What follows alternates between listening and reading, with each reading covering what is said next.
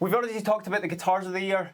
Why don't we talk about the pedals of the year? Let's do this. Let's do it. 2024 has been a banner year for guitar gear. Certainly me and Ray were talking about the best guitars of 2024 that you can watch by clicking just above our heads there if you do want to check out a little bit more kind of list content from the two of us. But what are we here to do today, man? Well, if you're a pedal freak, and I think you are because you've clicked through to this video just like us, then you want to find out which of this year's plethora of pedals have really done it for us. There's a lot of them, and we've had a lot of back and forth about what was going to make the list and what wasn't. And I think we've ended up with a pretty tight bunch of pedals. I think we have. Most of these have certainly rocked our socks. I'm wearing my rock socks, yeah, for sure. So hopefully you're wearing your rock socks too. Put them on. So if you're not, yeah, pause this video and put them on. Why don't we just jump in with our first pick, Ray? I think you should give us our first pick. The very first pick, the very first pedal of the year that I've went for was the Boss SDE3 Dual Delay. Now, I had the pleasure of having Michael, our resident Roland expert, join me, show off exactly how this pedal worked and all the awesome sounds out of it. But essentially what it is a stereo delay based on an old Boss rack unit for the 80s. It's just instant 80s guitar tone out of that. You had that super sick ping pong delay out of it. Amazing modulation off of it. And of course, came in that super svelte little compact Boss size instead of a massive rack unit. I mean, I think I was just playing like Duran Duran riffs on it like all day when I had it. There was a lot of dubious playing, but what wasn't dubious was the quality of the effect. It's quite impressive. And as you said yourself, Boss are always good about putting in more for the compact effects than most people do, more options, and this is no different, except everything's great, everything's usable, and it's one heck of a pedal. Yeah, it's awesome. Let's cut some footage of the time when I was playing it.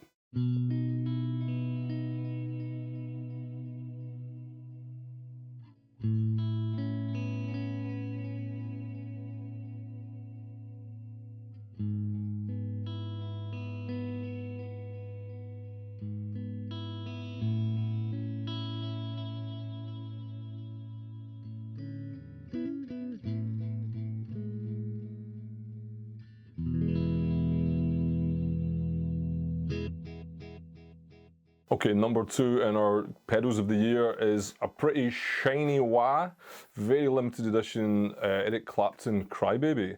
There were a very limited number of these, and I'm going to say it was 461. Could that have been the number? Could that have been the special number? And why was that, Ray? Well, maybe there was a very important, influential, innovative Clapton record with that same self-address number on it back in the day. Fans will know. Basically, it sounds very cool. It's very shiny gold. It looks like C3PO, except it sounds like a crybaby. I loved it. In fact, I loved it so much I did a little video about it, didn't I? You did, absolutely. Ray was busting out all of his best kind of Clapton-esque riffs Fraud cream riffs. on that super awesome 335 that we've got living in the room. And in all honesty, if you need to know anything about it, it's a gold crybaby. Right. What else do you need? Check it out.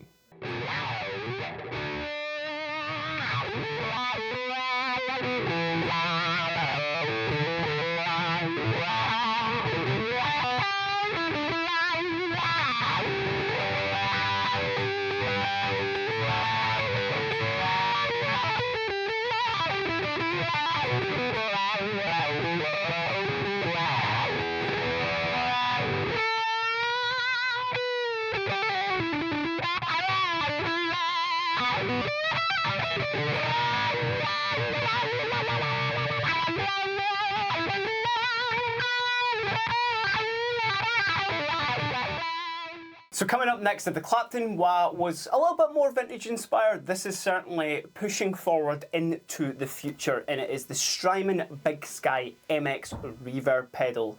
Now, that is probably one of the most used, most seen on boards everywhere. It's sort of the blueprint when it comes to, hey, do you want every single reverb in the world? It's in this pedal. What the MX did to change it from that very loved predecessor as well was it actually, you can combine 2 reverbs together in this. If one was not enough for you, often is the case, you can put 2 together, and obviously those massive cloud settings and stuff, what Strymon are really known and loved for. I mean, you can play one note and then walk away, make a cup of tea, come back, still going. It's absolutely incredible. Nobody does reverbs like Strymon. They are the guys in charge at the moment. They're leading the game. And we were so impressed at the ability to blend two pretty different, pretty complicated algorithms. It takes a lot of processing power, and this pedal handles it really well, really simply, and it's just a very musical thing to use. Yeah, it's awesome. So I'm going to cut to my most unmusical sound that I made with it. That was just the most lush reverb in the world. Check it out.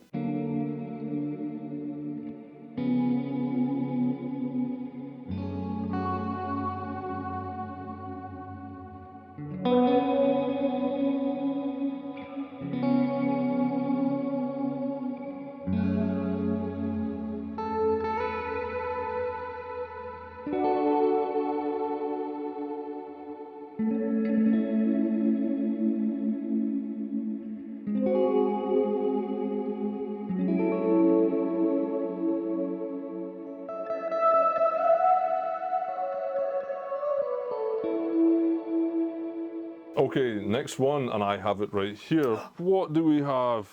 Oh, I'm a fan of Friedman amps. Me too. I like Jake E. Lee's 1980s guitar playing with Ozzy Osbourne. If only I could get his tone in a tiny little pedal. Look at this. Check. Look at this. Now, this isn't the first of these Friedman IR pedals that we've come across in the recent times. No, but this was probably the one that I think most people got like quite excited about, because they've got the Brown Eye one, I'm sure, and there was another IR one as well that I can't remember, but it was a kind of like... Dirty Shirley? That was it, yeah. That was it. I'm sure. If you'll correct us in the comments if we've forgotten there, because we're chatting about Jakey Lee. Yeah, right come on, Jake. But this was the brand new form factor that Friedman amps, they're kind of amp in a box, pedal board style preamp. That this could either just be your entire amp, or you can run this through like an effects loop or anything like that, or actually you can use this as an interface, plug it directly into a computer. It's true, and you know, lucky us, prior to this pedal, we have both played through the Friedman Jake E. Lee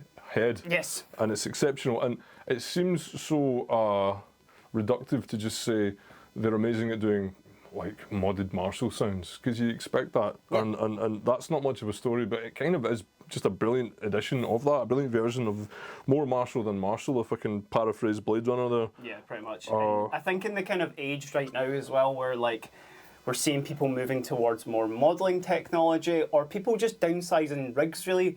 The fact that you can have this and it still acts a lot more like an amp to those purists. It's all about that reactiveness, and you do sound like an absolute $1,000,000 if you're into anything plexi or hotter with that type of tonality. Job done. Yeah. Merry Christmas. There you go. Let's cut to some of my, I guess maybe best or worst 80s playing right now. Oh, so modest.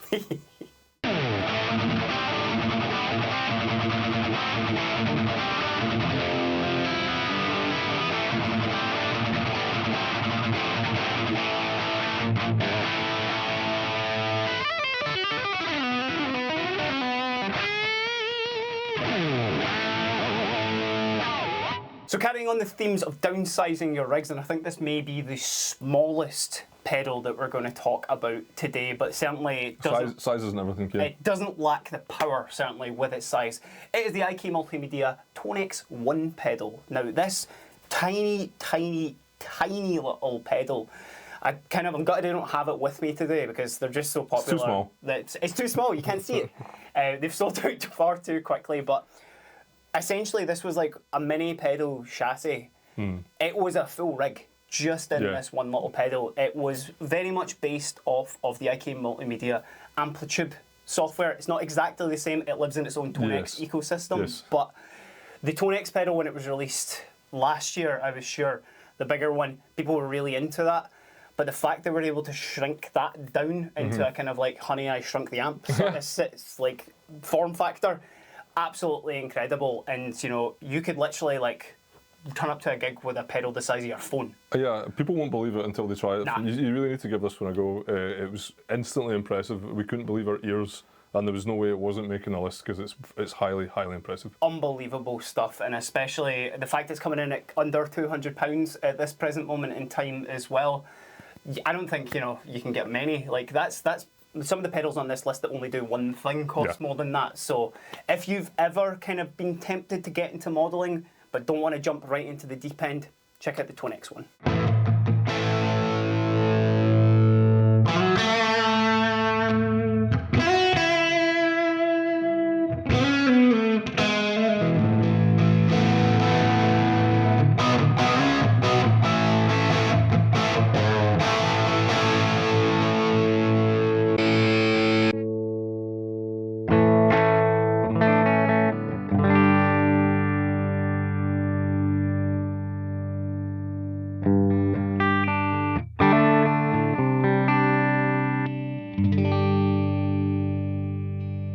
Okay, our next pick is, we're kind of cheating slightly, it's a few things, but they're all from one of our favourite pedal makers, Robert Keeley. And if I pass this to my lovely assistant Keiran right here, let's get all three of these. These are the 3-in-1 effects that Keeley brought out this year, and well, depending on which one you go for, you can have, my favourite one was it's Keeley's take on a Big Muff and Keeley's take on a DS1.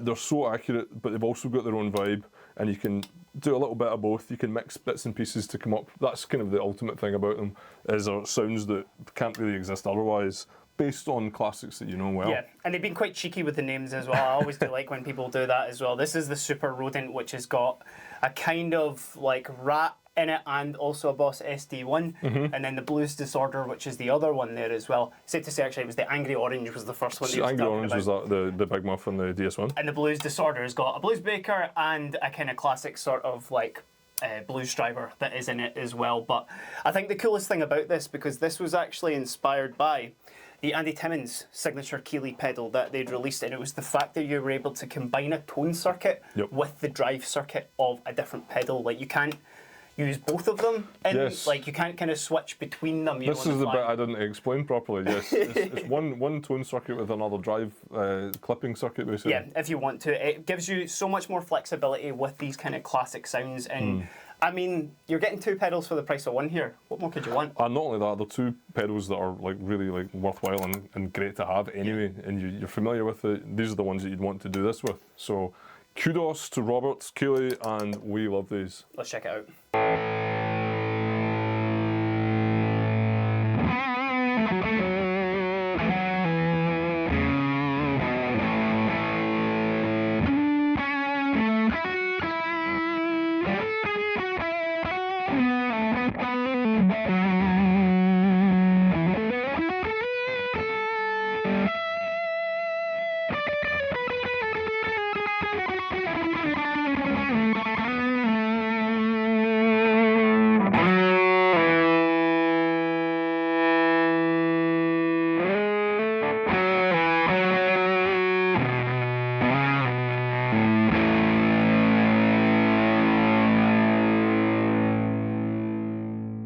So coming in next is a pedal that we've maybe kind of known about for a little bit longer than it's been out, but it was certainly kept under wraps by our maybe joint favourite. Along with Max Cavalera, joint favourite Brazilian guitarist. That's Larry Basilio, and this is the Larry Basilio and GHS Violet Distortion pedal. Now, Larry did an artist toolkit with us where she had this mystery pedal on her pedal board that had a big question mark on it.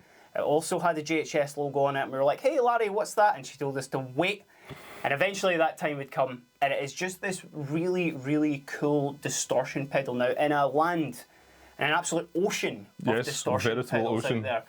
What I really liked about the Violet was it could go from that like transparent overdrive, kind of, you know, little sort of like just a little bit of hair on your tone, all the way to screaming distortion. All in the one box. It just had so much flexibility. It's kind of like normal pedals will have that, and this one kind of give you this. It went so far, and especially, I mean, we both really like Larry's playing as well, because absolutely. You know, it's so varied, it's so expression. It's expressiveness. Yes, that's exactly the word I was looking for there. Thank you, Ray.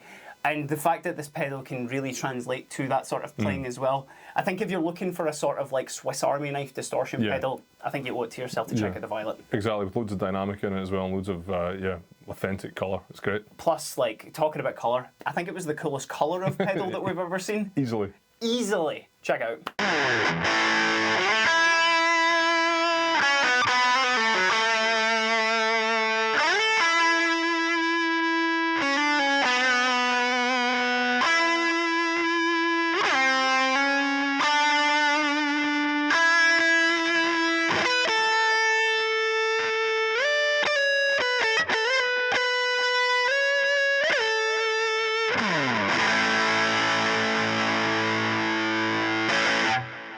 Okay, next up is the third iteration of one of our all-time favourite pedals. It's the Electro Harmonix Pog, the Pog 3. Now you ask yourself, you octave shifting Pog fans, how could it ever get any better? And I would probably have said, I don't know. But because we've both had Pogs on our pedal boards for years and they're wonderful. Yeah, absolutely. Essential, particularly if you like a bit of noise and a wee bit of quasi-organ, whatever else. So what this one gives you is more hands-on control, more, you can change the levels, you can change the relative harmonic pitch difference between the two. You can basically just have more sculpting options on the fly because you've got a bunch of sliders. You've still got all the power that it had originally, you can have it as simple as you want. It can be an octave pedal, it can make you sound like John Lord at a Deep Purple, it can make you sound like FX Twin. It's just one of those great pedals like the Digitech Whammy or like the Crybaby where everyone has their own take on it. But this time it's really, really developed, and I think it's going to be dead exciting actually to give this pedal a year and just see what guitarists do with it, because it's just an open toolbox of fun. Because that's absolutely the thing Ray really hit on it there, was the level of expressiveness you can do with it, because the Pog 2 certainly, the previous iteration, that allowed you to really, really get in and tweak that as much as you want, enough that you could maybe potentially ruin your sound if you wanted to. But with the Pog 3, it just gives you even more. It gives you like 100 odd presets to be able to go through as well. There's also a bunch of extra settings on it as well, including a really cool freeze function that I actually thought was really, really cool as well. This is it. It's that juxtaposition of what you know and what you know from elsewhere, and it's all together with this controllability with these sliders. So it's going to be great. Plus, sliders on a pedal, the coolest option? Always. I think so.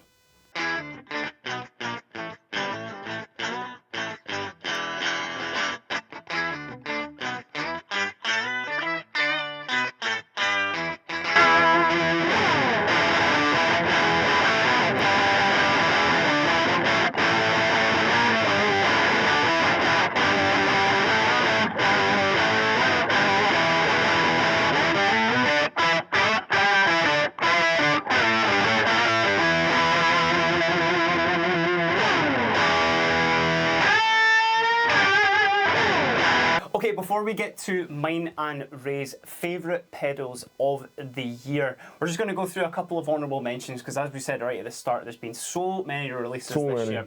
We can't give every one of them a shout out as much as we really want to, but coming in first, it's the Line 6 HX1. The Helix family is so expansive at this point. I think it's probably the most like accessible sort of like modelling family, I would say, in there. But the cool thing about it is, like, especially with like the HX1, which is getting its space on this honourable mentions list, they put all of their effects into this tiny little unit that you were able to change through, and it was basically like a chop and change whatever pedal you needed. You needed a clon distortion one night, change it to the clon. You need a mad like stereo delay, you change it to that. It gave you so much flexibility, and it was awesome. Do you know what I call it? It's tone solution. Tone solution. That's trademark. Don't take that. That belongs to Ray. Okay, another honourable mention for you this year is the MXR Layers pedal. Oh look, I've got it right here.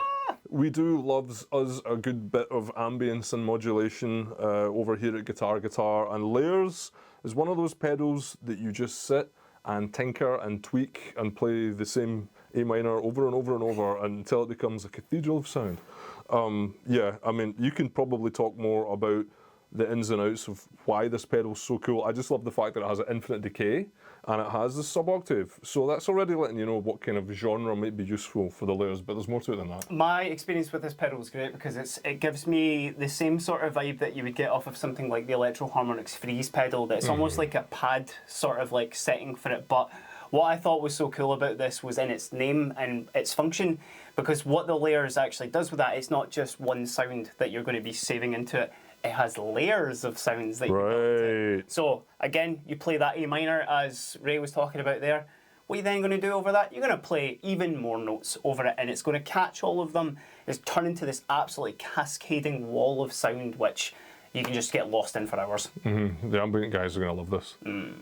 And the final honourable mention, because we were here talking about all the honourable ones, would be here all day, but what I'm going to mention is the Keiran Looper, and particularly the smaller one, because I think in the world of guitar, there's maybe kind of a few dominating names when it comes to loop pedals and within the past bunch of years. They've gotten so much popular, probably because of Ed Sheeran. Like, He's a big factor. got to give him the crown for making that much, much more popular. Yeah.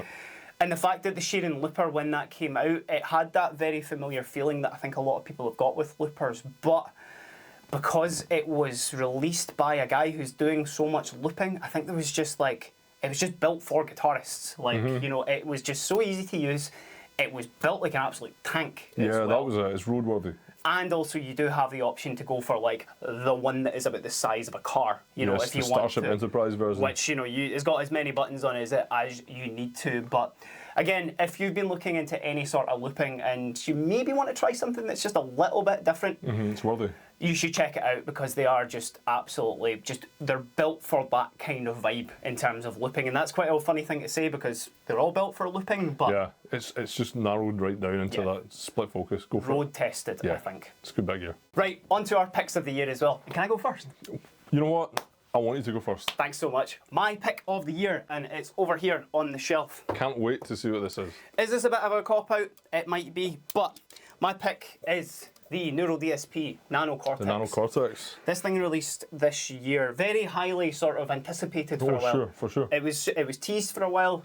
Neural were quite sort of secretive about it, and I think when it landed, I think maybe people were a little bit confused by it as well, like because I think people thought they were going to be getting a much smaller quad cortex. Yes. And while this does live in that sort of like in that world as well, it kind of goes for its own sort of thing. Yeah, absolutely. Because this focuses on much more of the capturing. So, you know, you turn up to your mate's house and you go, hey, I've always liked your Dumble, man. Can I capture that, please?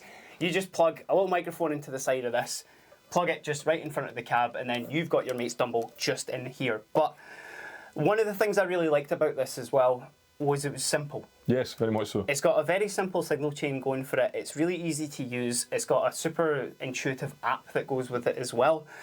And it's just, again, much like the Tone X1, I have loved this year that all of these companies have been simplifying some things. You know, we've got our spaceships, we've got our massive like pedal boards that can do everything.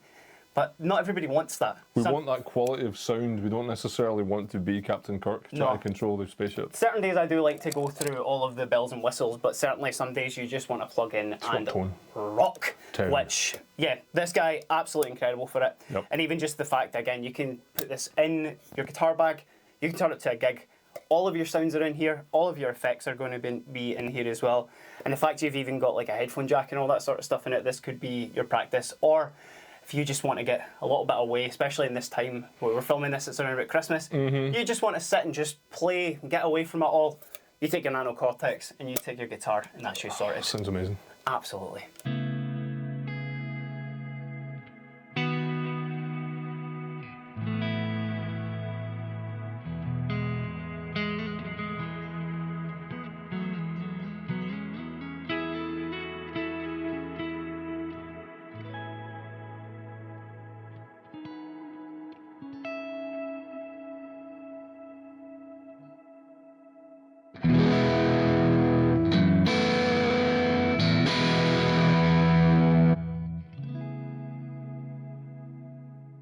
Okay, and so it's time for my choice of pedal of the year.